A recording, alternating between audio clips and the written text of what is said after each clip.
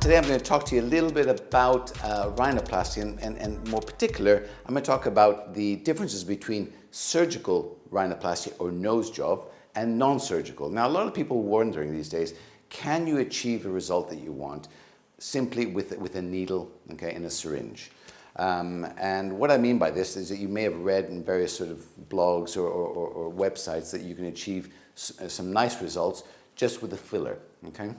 Now fillers have been sort of come onto the scene fairly recently over the last, say, 10 years, and a lot of people have been using fillers on the nose. Now what does it mean? Basically, when you use a filler, you're effectively plumping up an area. So if you have, for example, on a nose, a side profile of a nose, and it sort of kind of humps outward, okay?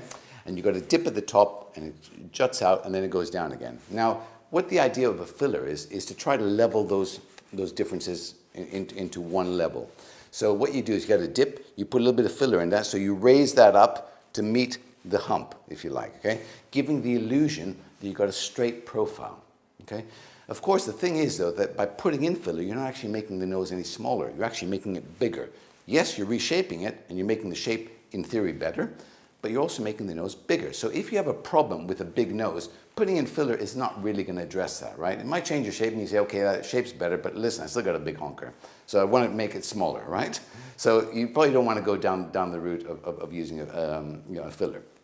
And that's the bottom line. If you want a smaller nose, you have to surgically reduce it, okay? There's just simply no way around that, okay?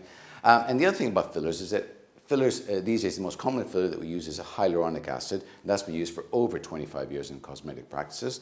And that works well, but the thing is, it's not permanent, okay? And you really don't want to put a permanent filler in the body because eventually the body rejects it, so you don't want to go down that route. So we use temporary fillers, like this hyaluronic acid I just said.